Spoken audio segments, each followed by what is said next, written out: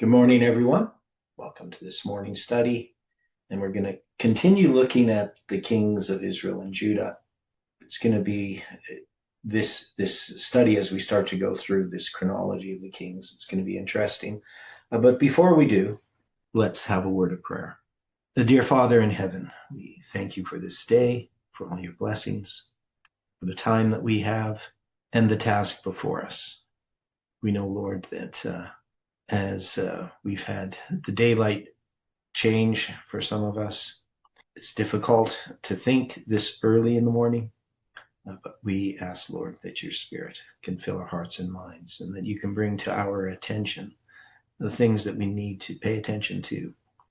We are thankful, Lord, for how you are working in our lives, how you are teaching us, guiding us, and leading us. When we pray for others, Lord, who are searching for truth, we know there's many barriers that we put up, our sins being not the least of them. And so we ask for forgiveness and your power in our lives. Help us to see clearly our weakness and to depend upon your strength. So be with us now. We pray this in Jesus' name. Amen. Okay, so, back in 2010, when I came into this movement, I had been interested in biblical chronology. Being a Seventh-day Adventist and somebody who's studious, I liked looking at, calendars, and I knew the date, for instance, for the crucifixion of Christ was April 27th, 31 AD. I had actually read a paper or book, I guess, by Vance Farrell back in the 80s where he did a study on it. So I was aware how the biblical calendar worked. And I did study in university. I studied actually the history of the kings of Judah and Israel. Now, I didn't remember much of it. One of the things that I had problems with is we weren't doing the chronology. We were doing the names of the kings of Judah and Israel and the history. And I didn't have a context in which to place all of these stories. I remember reading Uncle Arthur's Bible story books to my kids, and I don't think those actually helped, even though they have pictures and stuff like that. You can't have a book without pictures in it. It's just, all the characters looked the same, right? There wasn't you couldn't tell much difference between the different kings. They all kind of had the same beards, there wasn't this, you couldn't really define the characters. They just kind of all blurred, and they're all just in apostasy, and God's condemning them, and there's battles and things like that, right? Now, when I studied biblical chronology, and especially when I started piecing through the kings of Judah and Israel, I still didn't have a clear picture of the characters, of the narrative. There I was just addressing the skeleton, the chronology, and the way that we do it with the kings of Judah and Israel is it's like a ladder. You have these rungs of, you're comparing when a king of Judah began to reign in relation to the year of the reign of the king of Israel, and vice versa. And so when you do that, you have to put in certain types of assumptions. That is, if we just add up the reigns of the kings of Judah, we actually have already, and this is what I noticed after I had done all of this work, is that the reigns of the kings of Judah, for the most part, are just meant to tally one upon the other. They're already adjusted for, you don't have to take into account, is it accession year dating or not, right? Or not non-accession year dating. You don't have to take into account the details because the Bible writers have already adjusted that for you. So actually it's fairly simple in some ways. Now there are a few difficulties here and there. That is because there is one co-regency of 2 years, which they don't say it's a co-regency of 2 years, but if you look at the relationship with the king of Israel, then you can see that. We also have a place where it's going to be, well, you have some places where there's spaces, right? So these two interregnums, or years of anarchy for northern Israel.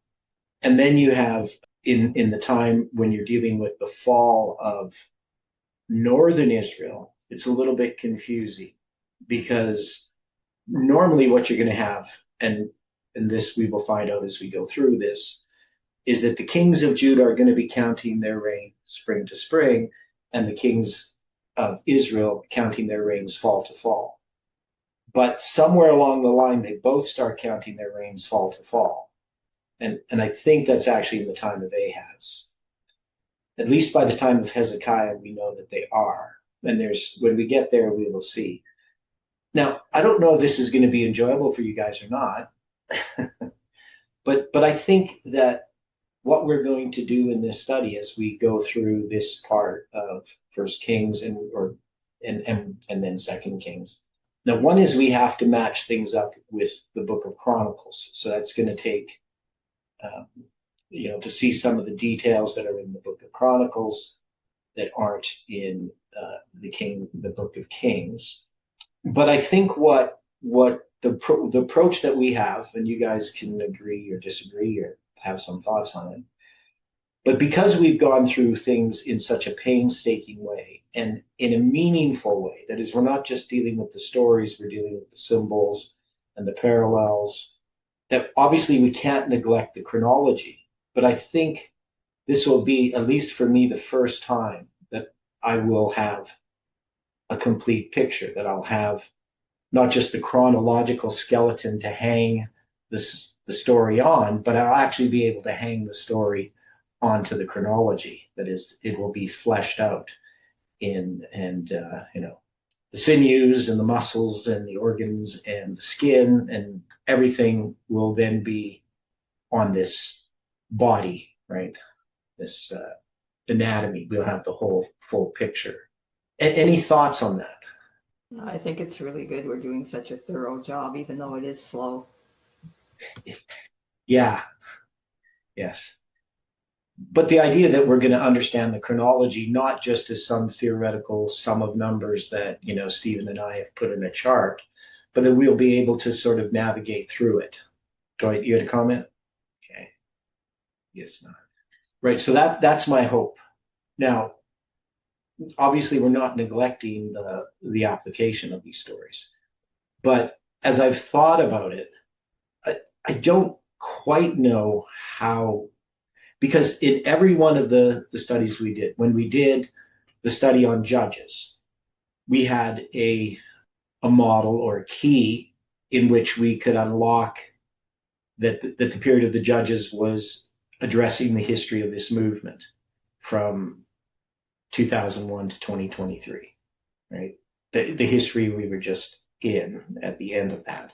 And then when we dealt with the story of Samuel, so when we got to the story of Samuel, so that near the end of the Judges, right, we saw that there was this parallel with Millerite history, and then we could take Saul, David, and Solomon, and we could see them as each having their own line, but also part of a bigger line. We still haven't completed that, but we will at some point. I'm not sure when or how that's going to happen, but I think we're learning things that we need to learn.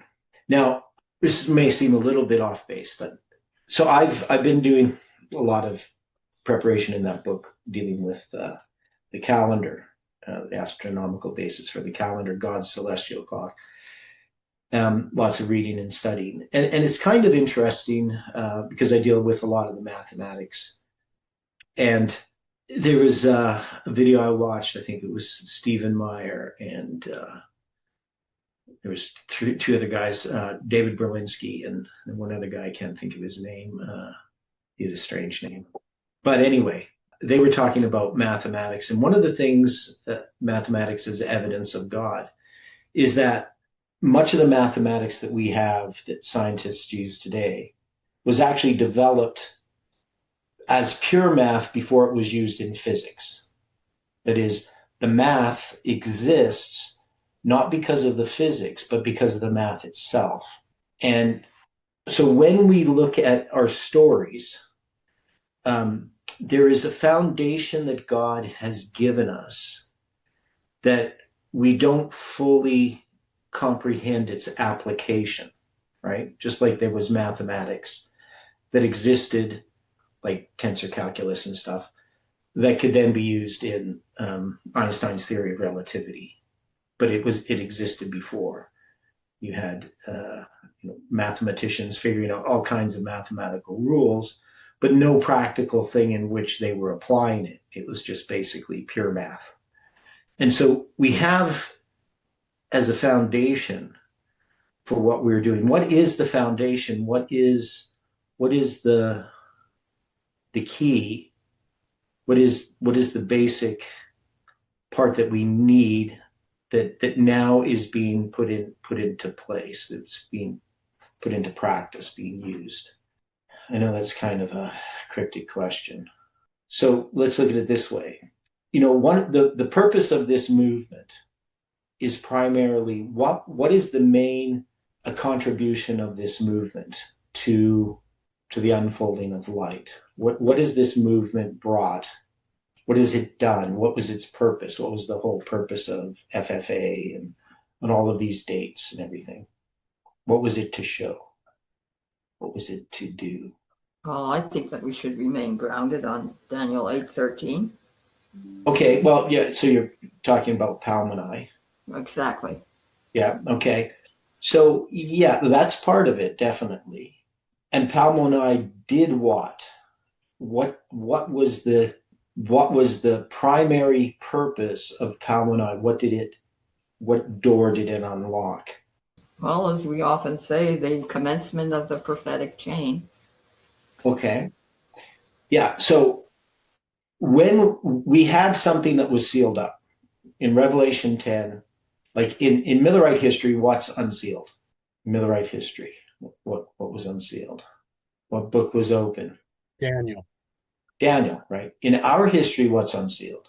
Again, Daniel. The seven thunders are unsealed. The seven thunders are unsealed, but Daniel is even more unsealed.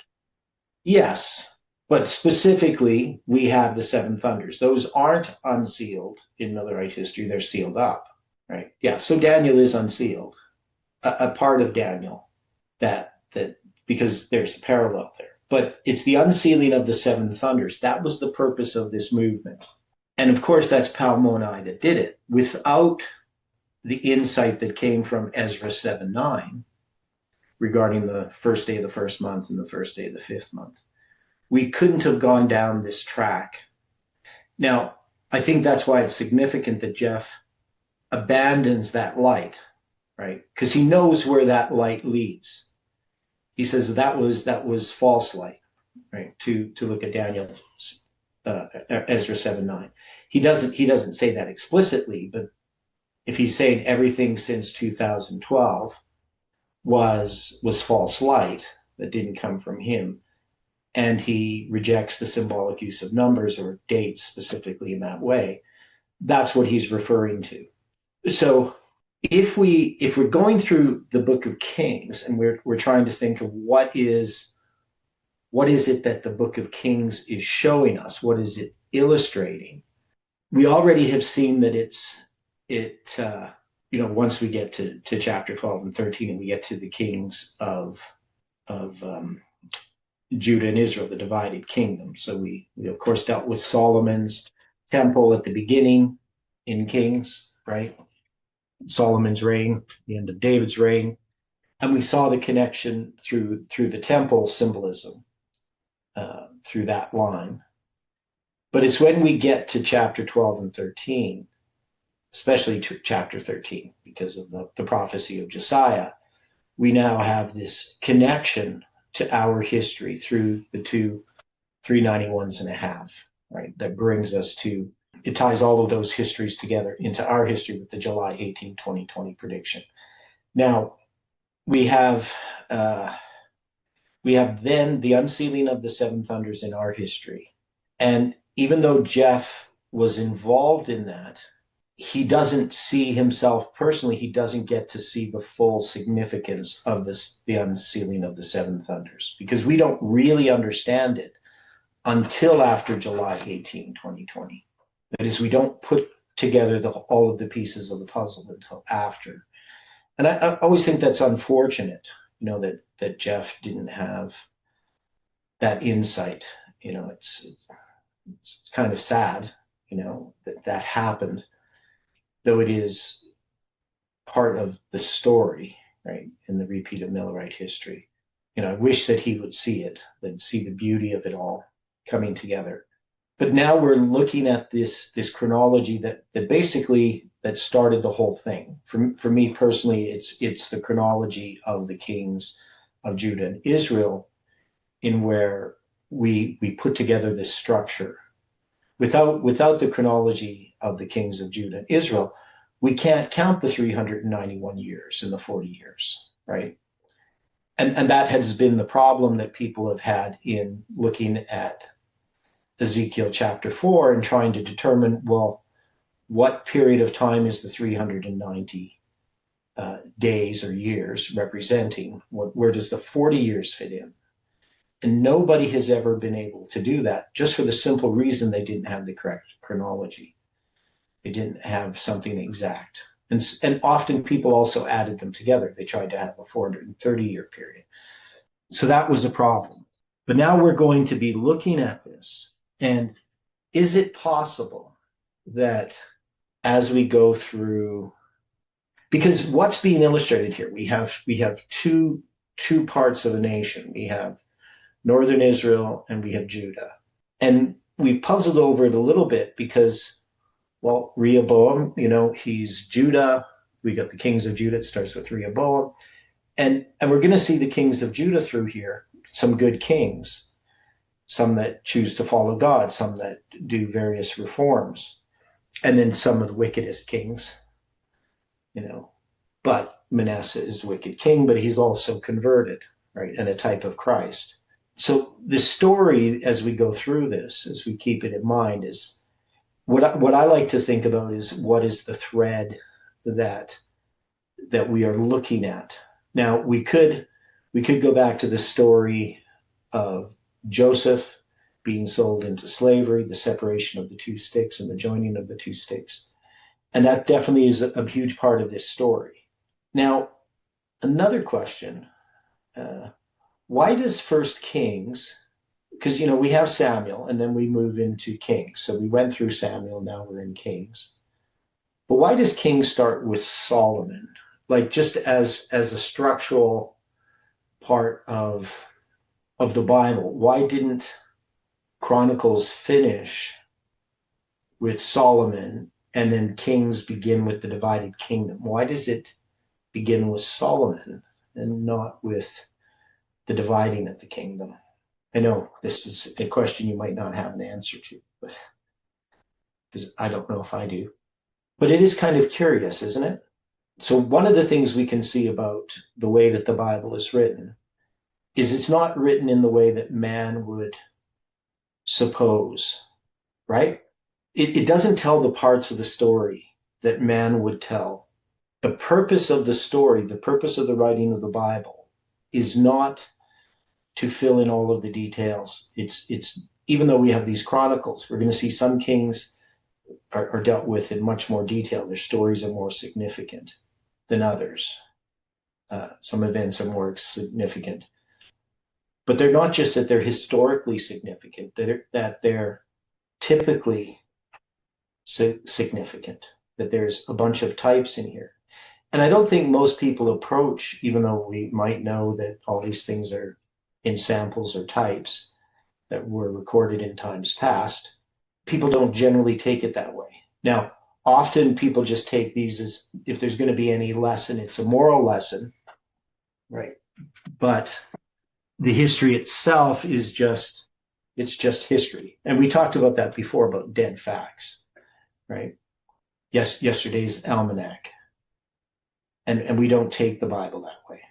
So we're kind of departing from this story dealing with Rehoboam, or Jeroboam, I mean, and we've moved into these other kings. So we're going to go back to 15, because in chapter 14, because we had started moving ahead, we got this prophecy against Jeroboam, the death of Jeroboam, and then it talks about Rehoboam. And we probably should go over this, I guess, again, this part. So Rehoboam reigns in Judah. I think that's where we should start. And Rehoboam, the son of Solomon, reigned in Judah. Rehoboam was 41 years old when he began to reign, and he reigned 17 years in Jerusalem, the city which the Lord did choose, out of all the tribes of Israel, to put his name there. And his mother's name was Naamah, an Ammonitess.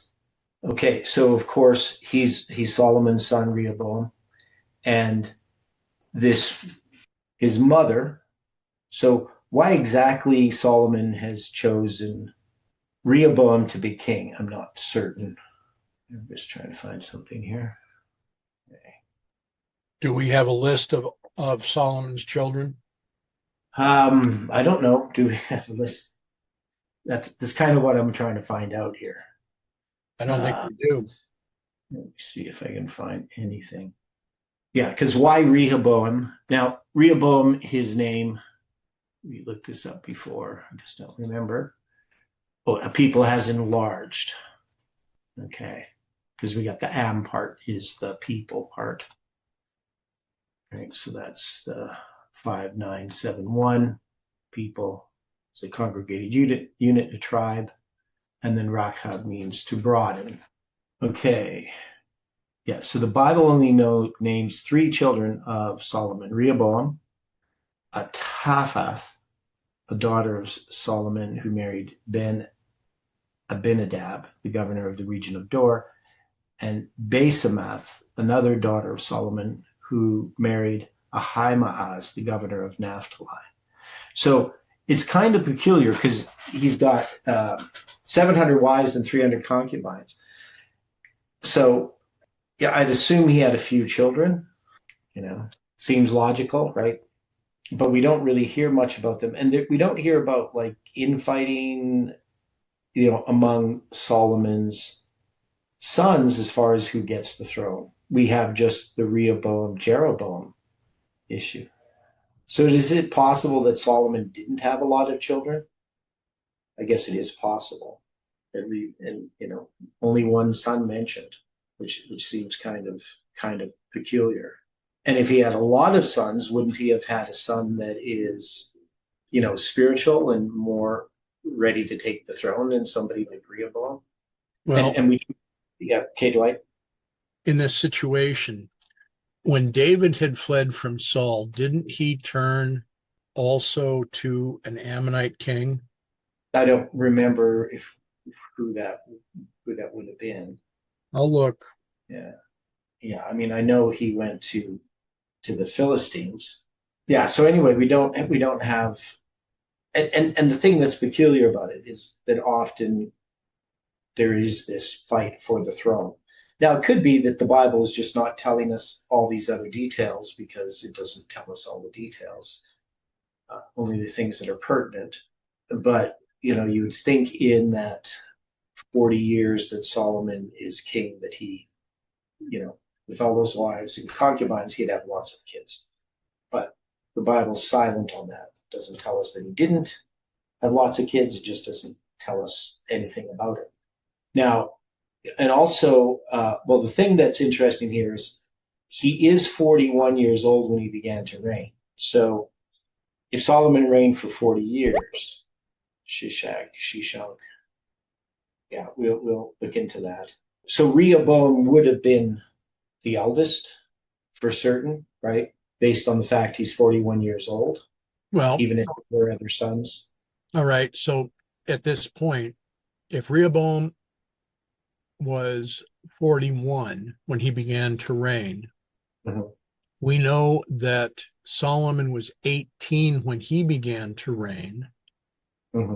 So in other words, he would have had to have been the likelihood would have been that he would have been the eldest son. I think that's what you're trying to make. Yeah. Yeah, because Solomon would have been, 17 or something when he was born, when Rehoboam was born, right?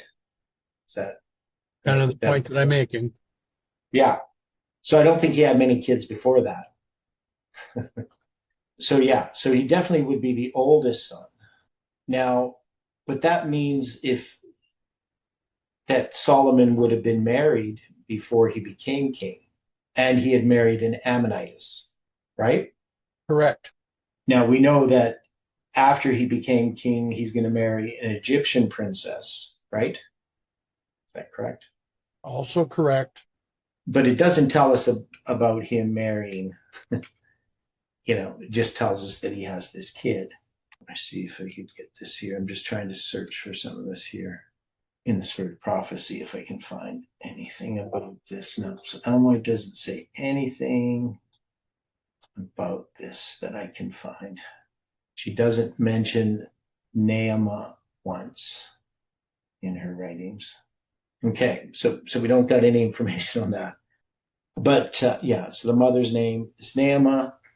We got loveliness. It says Ammonite wife of Solomon, mother of King Rehoboam, Judah. That's all we have there.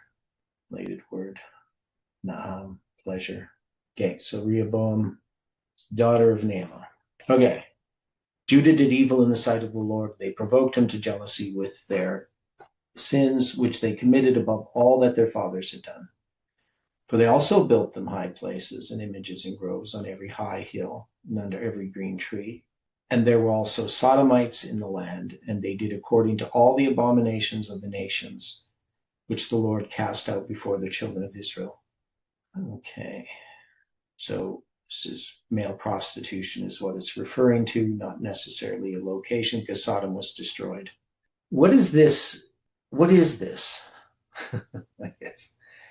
At the dividing of the kingdom, the death of Solomon, we now have all of this evil that's in the land. What is it symbolizing? What time is it? Is there any key that we can place this anywhere? Okay, well, it's just something to keep in mind.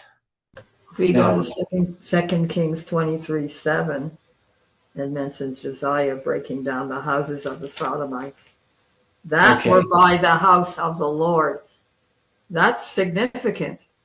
And look at the way the church is right now with this wokeness. Yeah, but it must mean something more than that. I mean, we could take it literally in that sense, but there's some symbol here, is what I'm trying to point at, what it points to symbolically, not literally. Well, clearly symbolically, I mean, at least the major thing is when we depart from God, then we have these perversions sexually and otherwise coming in. Yeah, but I'm saying that's more literal. Like I'm saying there might be like a deeper symbolism here, because probably, it's sort of, but I don't know. Yeah, because obviously it's licentiousness of the worst kind, but there's something else there, I think, that we've just not thought about. Okay, and then this part that you talked about, it came to pass in the 5th year of King Rehoboam that Shishak, king of Egypt, came up against Jerusalem. Now, so this is something that this would be Sheshonq the first king of the Bubasite 22nd dynasty, ruled in Egypt during the reigns of Solomon and Rehoboam and attacked the southern kingdom. This is what the Brown's Driver's Brig says.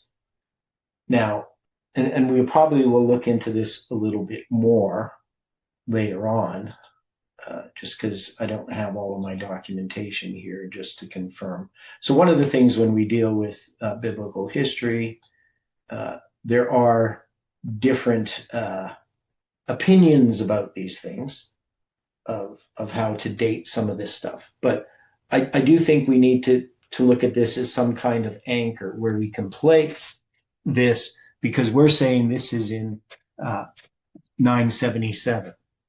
Okay. Now we know that Edwin Thiel, he's going to cut 45 years off the kings of Judah, 45, 46 years, by creating all of these co-regencies because he has this imagined idea of how to line up his supposed Assyrian chronology with the biblical chronology. And so I do think it is something that, as a chronological anchor, that we need to understand, right? Because we have this, what's called the Synchronism, where we're tying the 5th year of King Rehoboam to an event that we would be recorded in history in some way. Well, we know if it's Sheshonq the first, right? Sheshonq, first king of the Buddha site, 22nd dynasty, which, I'm not an expert on Egyptian chronology. One of the things I know about Egyptian chronology is there are lots of opinions about it. If you have, 3 scholars, Egyptian scholars in a room, you're going to get 5 different opinions.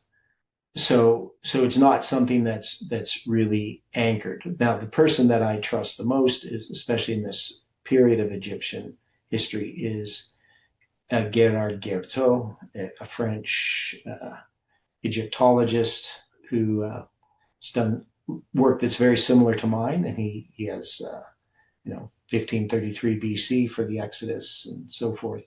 He departs when we get to the destruction of Jerusalem and the ladder end, but actually his chronology of the kings of Judah and Israel is almost identical to mine. Almost every detail. So just when we get to the end, that there are some things that he didn't notice with Jehoiakim and so forth. So that's something we're going to have to look at, who Shishak is and the chronology of it. Now, he took away the treasures of the house of the Lord and the treasures of the king's house, and he took away all that he even took away all, and then he took away all the shields of gold which Solomon had made. So he took the treasures of the king's house, he took away all. Yeah, well, we'll look at that later, Angela, whether he's a Libyan and what that means, because we just don't know enough about Shishak at this point. So these shields of gold, and he's going to replace them with brazen shields, or shields made out of brass. So he made in their stead brazen shields and committed them unto the hands of the chief of the guard, which kept the door of the king's house. So what is the significance of these shields? We addressed it before when it talked about these shields being made. So we got these shields of gold. That's going to be in 1 Kings 16. And Solomon made 200 targets of beaten gold. 600 shekels of gold went into one target. And he made 300 shields of beaten gold. 3 pounds of gold went into one shield. And the king put them in the house of the forest of Lebanon. So what did we see in the significance of these shields of gold when we were reading there in 1 Kings chapter 10, which seems like ages ago? So we have 300 shields. So is there significance in that? So it says 200 targets of beaten gold. Each with 600 shekels of gold went into one target. And he made 300 shields of beaten gold. 3 pounds of gold went into one shield. And then we had some discussion about what a target was. So chapter 10. So this was Solomon's great wealth, right? So remember, we had looked at this, that he's going to get 666 talents of gold in 1 year, right? So we had studied that. And what was the significance of that? The 666. Okay, so we have the 666. Now the 666 becomes a symbol. Now here, if we think about it at this time, this is before the captivity of Babylon. So here we have this 666 number introduced in the Bible fairly early on. So what would be the significance of that? Is this the first time we have 666 that we know of? Stephen might know if he were here, because he knows all this kind of stuff. But I would say it's the first time. Now, we know that Ezekiel is going to use 666 years, not explicitly, right? but he's going to be having that second vision on the 6th year, the 6th month, the 5th day of the month, and it's going to continue into the 6th day, right? So it's going to have the 666 there, and he's going to predict, unwittingly, I suppose, the destruction of the second temple in the 666th year of Jehoiachin's captivity, his own personal captivity. And he is predicting the date of the destruction of Jerusalem, the temple specifically, in 586. So since we have Ezekiel making that prediction based upon his chronology, and we've already tied the later story, right? Not here so much the shields of gold, but that the shields of gold are taken away in the time of Rehoboam. Does that tell us something about a loss of understanding, a loss of understanding of prophecy that is removed? I think it could be that, and also it's a declension of the kingdom from brass to gold. As the kingdom declines, knowledge of God is lost, good character are lost. Yeah. So that's a diminution of something, but we're saying that those, now even these are not made out of 666 shekels. It's in that story where it talks about the money that he gets, and then he's going to make shields of gold, right? And obviously, if he's receiving that much gold and then he's making shields of gold, we can connect that 666 to the shields of gold, is what I'm trying to say, and that they're taken away. It has to do with part of that prophetic message being lost or neglected. Does that seem fair? Okay. Yeah, I don't know if we touched on this, we probably did, but the shields also remind me of the charts, 300 published. Yes, so this is exactly where I'm going here. Yeah. So if we look at the message of the 600, 6, that is a message that Miller had, right? So Miller dealt with the 600, 6, the 666, not as some kind of gematria, dealing with vicarious filii Dei, right? But he attached it to 666 years, which he's going to count from 158 to 508, right? So 158 BC to 508 AD. Right? So this 666 talents of gold that Solomon receives would be a symbol of the prophetic message, because 508 is one of the dates that was given Miller, right?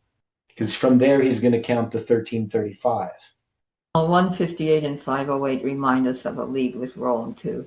Like Rome is becoming quite prominent there. Yeah. Whole Rome, especially. Yeah. Now, the main thing that we learned about the 666, so we recognize Miller 666 is correct, but we also recognize that there is two other periods of 666 years, right? So we have one that's going to go from 158 to 508, but we have one from 128 to 538. 129 from 129 BC to 538. So that one has to do with Jewish or the independence of Judea. It gains Judean independence in 129 BC.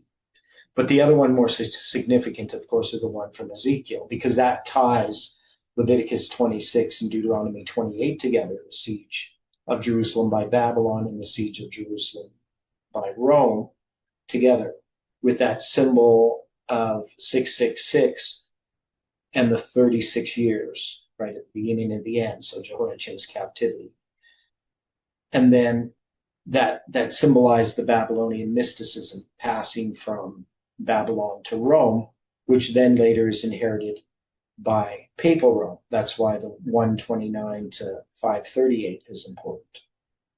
Okay, so you have all of these three different periods of 666 years, that symbolize that. So it's an aspect of prophecy.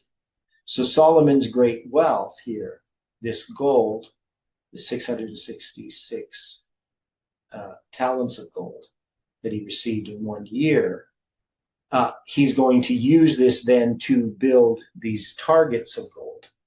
Now, there's different words used for targets and shields and so forth. So here they're going to have 6793. So this word, and of course we're going to say that this relates to the charts, like the 300 shields. But there's 200 targets, and so we have to figure out what that means. So you got 200 targets of beaten gold, and 600 shekels of gold went into one target, and then 300 shields of beaten gold. So they're both of beaten gold. 3 pounds of gold went into one shield. A pound here is a manna, and the king put them in the house of the forest of Lebanon. So there's something there that I don't see, but okay. So he's going to use the word shield is magan or magina. That is a small one or a buckler, figuratively protector, also a scaly hide of the crocodile. So it's a defensive shield. And then we have these targets, right? I remember William asking about this when we looked at this. That's sinna, something piercing, a hook, a barb, meaning dubious, right? So they don't know what it means. Coolness, cold, snow, shield, buckler. So it's not really clear what these are. And it just seems that these would be pretty heavy. So I don't know if they're used for in a practical sense, right? But I'm not certain about it, because he's going to put him in this house of the forest of Lebanon. So it says in 1 Kings 7:2, he built also the house of the forest of Lebanon. The length thereof was 100 cubits, and the breadth thereof 50 cubits, and the height thereof 30 cubits, upon 4 rows of cedar pillars with cedar beams upon the pillars. So what is this house? Is this just what is this? Why did he build this house? So he built his own house 13 years, right? And he built also the house of the forest of Lebanon. You know, it describes this place in a lot of detail. So foundation was costly stones, even great stones of 10 cubits and stones of 8 cubits. So I don't know much about this house of the forest of Lebanon, other than it's here, it's mentioned. Yeah. And then when it comes to the shields, remember we also saw in 2 Chronicles, it's going to talk about this same account. So the weight of the gold that came to Solomon 1 year was 666 talents of gold, same thing. And the king made 200 targets of beaten gold, 600 shekels of beaten gold went into one target, right? And 300 shields, maybe of beaten gold, 300 shekels of gold went into one shield. So there's some differences here, but he puts them also in the house of the forest. So what was the difference when we looked at this before? So this one's going to talk about 300 shekels of gold, but this one says with maybe 300 shields of beaten gold, 3 pound of gold went into one shield. So here the pound is 3 pounds. That's 3 mannas. And in the other one, in Chronicles, where did that go? Okay, I have to go there. Okay, so this one with the shields, let me see here. Solomon made 200 targets of beaten gold, 600 shekels of beaten gold went into one target, and 300 shields made of beaten gold, 300 shekels of gold. So here is 300 shekels of gold went into one shield. And in the other one, 3 pound of gold. So this is a manna. So we got 3 pounds of gold, and the other one, 300 shekels, right? I think I could keep these in my mind. Oops, that's not the one I wanted. Does it not go there? 600 shields would be 600 shekels. So 600 shekels and 3 manas. So those would be the same thing, right? That was the point. So this is 50 shekels to a mana, right? Is that what we decided? So this is an example where we have 50 shekels to a mana for the Daniel chapter 5. Mene, mene, tekel, upharsin. Okay, right? So if you have 3 mana is the same as 600 shekels. How are we doing this? What are we doing? How is that working out? Because it should be the same measurement. So 3 pounds or 3 mana. Now that would be, if you had 3 mana at 50 shekels, that would be 150 shekels. But this one doesn't say, so I'm still confused. So that's the targets that you have, 600. So this one says 300 shekels of gold. So if you had 3 pounds, that'd be 100 shekels per mana. 300 shekels of gold. The other one's clearly mana, this one shekels. So that's not right. That's why I'm confused. It doesn't make sense. Yeah, but the shekels is added. Okay, so what did we decide then? Because, yeah, hi, Stephen. I needed you here. Yeah, so what's going on here with the shekels between? So you got the three manas in First Kings regarding the shields, and in here it says you have 300 of gold went into one shield instead of 3 mana. Did we figure that out? My understanding is it applies to a Becca. So this 300, the witch, the Becca? Yes. Okay, so what's a Becca? It's a half shekel. Okay, so that would make sense. Because then you would have 3. So, but that would then make still 50 shekels to a mana, right? Uh-huh. Okay, that's how we did it. I knew there was something. Now, how do we? So we just know that basically based on the numbers that it must not be a shekel, but a half shekel. Now, why would they use 300 half shekels? Is it to match the 300 shields? Is there some symbolism in there? In Exodus, I think they were to give, everyone was to offer half a shekel. Yeah. Okay. Was contribution everyone was to make. Yeah. And you can sort of do the calculation there and see that that was equates to 50 shekels to a mana there. Okay. I don't think there's any direct. It never says there's 50 shekels, but we can figure that out based on the math. Right. Yes. Otherwise, you got 100 shekels to a mana here, and I don't think that's just consistent with other evidence. Yeah, and there's no evidence that they ever put 100 shekels in a mana. Okay, so that clears it up. Now, we're looking at this symbolically. So we're looking in First Kings where the shields are taken away. That's in First Kings chapter 14, I think it's verse 26 or something. Yeah. And he took away the treasures of the house of the Lord and the treasures of the king's house. He even took away all that he took away, even took away all, and he took away all the shields of gold which Solomon had made. And Rehoboam is going to replace them with brazen shields. And so what we are saying here is that this 666 talents that Solomon receives, he's going to make from that these shields, right? Not from all of it, but from some of it. And we're looking here at the taking away of these shields in the time of Rehoboam and the replacing with brass. So we have, one is there's 300 shields, and the 300 represents the charts, right? That's one symbol that it could be. But we also have the 666. So we're saying that there is, in Millerite history, these dates, 508, because Miller's going to apply that from 158 to 508. That's one of the dates that is the commencement of the chain of truth, right? He has 677, 457, and 508.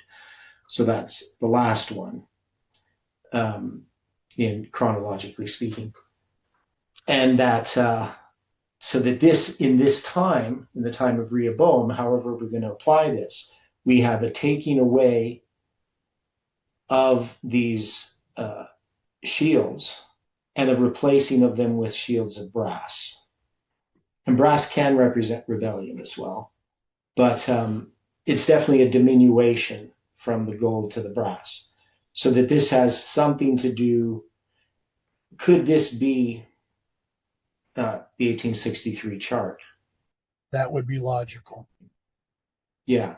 So it's where we, and definitely on the 1863 chart, we've removed some of the prophetic periods, even if they're hidden on there. Sort of connecting with the 300 other charts, the 1843 and the 1850 charts. There's 300 of them. Yeah. So they're going to be replaced. Yeah. And then with the weight there being half a shekel, you can maybe connect that to the 2520 shekels that we find in Daniel 5. And then as part of... Well, it's 2520 years. It's going to be 2520 years, 120. Yeah, sorry, yes. Yeah. So it's 126 shekels, but 2520 gears. So that therefore connects to the chart as well. Yeah. Mm-hmm. So this all ties together. And so if we're going to say that this is in Millerite history when the kingdom is divided, right? So we have the kingdom divided, and we looked first, at the Jeroboam part of things, right? So we addressed all those prophecies, but now we're looking at the Rehoboam part of things, what happens with Rehoboam. Now, we had placed this, right at the beginning of Millerite history. But here, when we're dealing with the 5th year of King Rehoboam, that Shishak, king of Egypt, came up against Jerusalem. Is there any way that we can mark this in Millerite history, just as a symbol? Now, we haven't looked into Shishak yet. Historically, we will. But is there some way that we can apply this pillaging of the temple and the shields in the house of Lebanon, in the house of the forest of Lebanon? Right. So he took the treasures of the house of the Lord and the treasures of the king's house.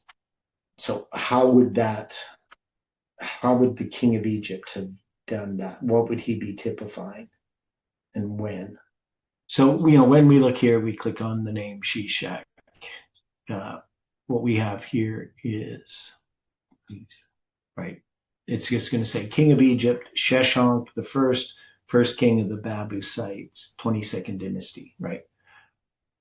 So the southern kingdom under Rehoboam was apparently made it tributary, right? So we are going to have Judah is now under the protectorate of Egypt. Yeah, Dwight?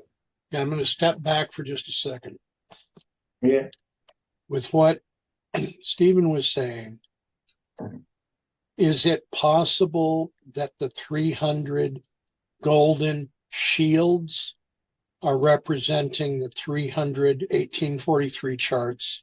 Yeah, that's what we're saying. Okay. Now, the other thing earlier, we were talking about Rehoboam as Solomon's son being the son of an Ammonitess. Yeah. Naamah. Okay. I believe it's 1 Samuel 23 where David goes to the king of Moab for the safety of his mother and his father. Yeah, the king of Moab. So Solomon marries an Ammonitess, and I believe the Ammonites would have equated to a northern enemy, and David runs to a Moabitess, which would have been a to the king of Moab, which would have been a southern enemy, because they're both descended out of Lot. Mm-hmm. Now, does that have anything to do with what we're looking at with all the rest of this? I don't know. I don't know how many balls I can juggle at once in my brain. 10. But it it definitely has something to do. I mean, there's significance there. That Rehoboam is this, that his mom was an Ammonitess. Whether we connect that specifically back to David and, in some way that helps us, I don't know. Do you have any ideas about what significance that would have? Well, I'm looking at it. I mean, to me, it's a strange situation that David turns to the king of Moab, and Solomon marries a daughter of an Ammonite. Yeah, I know, but how is that significant just prophetically as a symbol in what we're studying? That's what I don't know. I'm trying to piece that together as well. Okay. Yeah, so we're aware of those facts, how that affects this story as far as Rehoboam. Now, I'm going to look more into the Shishak thing. Stephen, do you know much about this Sheshonq the first or anything, if that's correct? Yeah, I haven't looked too much into that. Yeah, I have to look into the timing of that and see, because obviously if we understand this is 977 that Rehoboam comes. Now it's going to be in the 5th year. So 977 is the first year. 976. So that'd be 973 would be the 5th year, because we're doing an inclusive count. So you just take away from 4 from 977. So we've got this 5th year. Why it's the 5th year. Now, and the reason why we say the 300 represent the charts, both the 1843 and 1850 charts, there were 300 made each. So the taking away of the 300 shields of gold and being replaced with the shields of brass, that to me just becomes that there is a diminution of the prophetic message, and that would be 1863.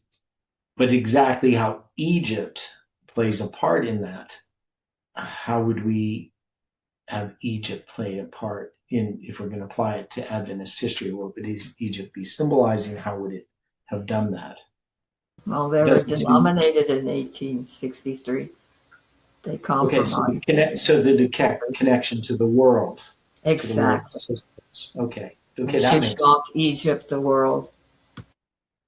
Yeah. Okay, because they're getting the recognition of the world for their institution. Now, I'm one of those guys, I don't believe that the church should look to the state for, things like tax deductible receipts, whatever it is, charitable donations, or, have pay any attention to the church or to the state regarding like our schools and so forth. But the church has made that compromise really right from the beginning, though they might not have recognized it as a compromise. But it was one of those little steps that they take. And, a person could say, well, you're following the laws of the land. And there were some practical reasons for organizing and having a church hold property. So here's the problem. If the church had never denominated, never officially became a church in the state's eyes, it would affect the taxation system within the church, right? The money within the church. Does anybody really understand how that works? So churches are exempt from being taxed. But it's more than that, isn't it? Like this, when did the church start, giving out tax deductible receipts for donations to the church? Anybody know how that system works? I've had people explain to me, well, if we didn't do that, all the money would just be taken by the government, which it's true, some of it would, not all of it. Now, in the U.S., is a gift tax deductible? Because in Canada, if you win a lottery, it's not tax deductible. And if you give money to somebody, it's not tax deductible if it's a gift. Is that true in the U.S.? Dwight, you're in the U.S. Iran, William, do you guys know? Looking at it, just a moment. Well, you've never had to do your taxes? I've never had to worry about tax deductibility of gifts. Where if it's a 501c3, they have to, if it's over, I think 200,000 or something other, I think it gets taxed or something. I don't know for sure. Yeah, in Canada, you can give somebody $1 million. It's not going to be taxed. Okay, get it in the way that we would look at this. Gifts to individuals are generally not tax deductible. Generally, and are not taxable income to the recipient, though they may be subject to gift tax reporting if they exceed an annual limit. And as of last year, that was $19,000. Okay. Yeah, we don't have any limit in Canada because you guys tax lotteries too. Yep. Charitable donations to qualified organizations are often tax deductible, while business gifts are usually limited to a $25 deduction per recipient per year. Yeah, which seems kind of like trivial. Well, it's, in a lot of situations, it's just the further way in which the socialist state has been evolving. Yeah. So if the church had never organized as a church, then the tithes and offerings would have been taxed, right? Is that the idea? Well, not just the tithes and the offerings. They would also have been taxed upon their holding of property. Okay. Because, like in the state of Washington, you are required to pay personal property taxes. Yeah. And some of it goes to education. In Canada, a lot of it's just education. Well, they claim that. We spend a lot of money on education. Right. Yeah. I'm not saying as far as Canada, I'm saying they make that claim in the U.S.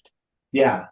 But in here they do. I mean, they actually tell you the proportion that goes to education, and that's so property taxes contain an education component. But yeah, so you're saying that the churches held that property, it would be taxed, but church property is not taxed. That is correct. Okay. It's like in this area, they have a retreat. They call it Camp Mivada. And where that retreat is right now, while it was purchased probably 70 years ago, right now it's become developed as not only a beautiful piece of view property, but it's worth multi-millions because of where it is. Yeah, and so it'd be taxed a lot if it wasn't owned by a church. Correct. Yeah, so it's just kind of a strange thing that the state has done that the state has. I mean, I'm not a fan of taxes at all, whether they're property or, state taxes or federal taxes, income taxes or whatever. There's other ways to do things, but like user fees. Now, I mean, churches are using, the infrastructure of the state as well. I just don't see a problem with churches paying taxes, personally. In the sense of the state could do whatever they want, but the state has chosen not to tax the church, which I find. Is that the case everywhere in the world? That churches are exempt from taxes? I don't really know about that, but what I really resent is the church schools adopting state curricula We know Yeah. what's going on in those schools now with Soji and all that other garbage. It's Yeah, they have to destroying our follow. children. I mean, I'm Yeah, very concerned about my grandchildren. Yeah, so the church should never have ever taken state money for the schools, and sought accreditation. Now, of course, we live in a relatively free country here in Canada, unlike you guys in the U.S. But around the world, there isn't a lot of this freedom that we just take for granted with the church and so forth. There isn't, state. Some places you don't have, like, to have church schools can be quite difficult. The state controls education, and school attendance is mandatory. We don't experience that here. I know there's a lot of people who would want to get rid of homeschooling and force secular dogma on Christians. So we have freedom some places, we don't have freedoms other places. There's some places, you have a church, you would be in countries where you have to pay tax. So the church has chosen, though, to compromise by how they relate to the state. Now, back in 1863, I'm not sure how much taxes were an issue for the church. There was no income tax. You wouldn't need a tax deductible receipt. But I think their primary reason was it allowed them to, for the Civil War, not to go to battle. You could have a sort of, I can't remember the word for it, but some kind of an exemption, right? Because of religion, and you had to go through your church. The government didn't just recognize individuals saying, well, I have religious convictions against killing people. You needed to belong to a church in order to have a religious conviction, which I always found strange. It like, for instance, when I got a job at the hospital as a physio aide back in 1988, I didn't want to get I didn't want to pay to the union dues, right? But I couldn't do that as an individual. It had to be through my church. So my church has a position. But if I was just an individual saying I don't support unions, I wouldn't have legally had the right to not pay my union dues. Well, there can be exceptions. There was one agency that wanted to hire me, and they did. And I told them flatly, I am not going to join a union. So the consequence was they would give me very few shifts. But there were a lot of people doing the same thing. Oh, yeah. Okay. Yeah, but that wasn't really protect. So you got fewer shifts and you weren't treated as good. But in this case, with what they would do is they would take the money and it was put to a charity. They had charities that the hospital would support. And so it wouldn't go to the union, but you still had to pay it. But you couldn't just do that if you weren't involved in a church that had that set up, is the point. So, as an individual, I should be able to just say, this is my religious belief and I'm not going to do it. Though I also believe that you should have the consequences for your choices. Like, I don't believe that, the church should negotiate with the state so that we don't have the consequences for our choices. So that is, I have no problem if I choose to be a Sabbath keeper and it affects my job. I don't need the state to protect me. I will accept the consequences of what it means to be a Christian in keeping the Sabbath, right? Where some people want to have a religion where they don't actually have consequences for their choices, if that makes sense. So, okay, so we're going to have to come back to this tomorrow. Any final thoughts before we close with prayer? Dwight, you have a comment or no? Stephen? Not at this point. Stephen, you have a comment? Quite trivial. It's Shishak was supposed to have taken the Ark of the Covenant, according to the film Raiders of the Lost Ark. Yeah, well, he didn't. So we know that. But okay, let's close in prayer. Dear Father in heaven, thank you for this day again and for the time that we've had to study. And the things you are bringing to our minds, help us to understand them and to apply them correctly. And we ask for your angels' care and protection today. Help us to trust fully in you.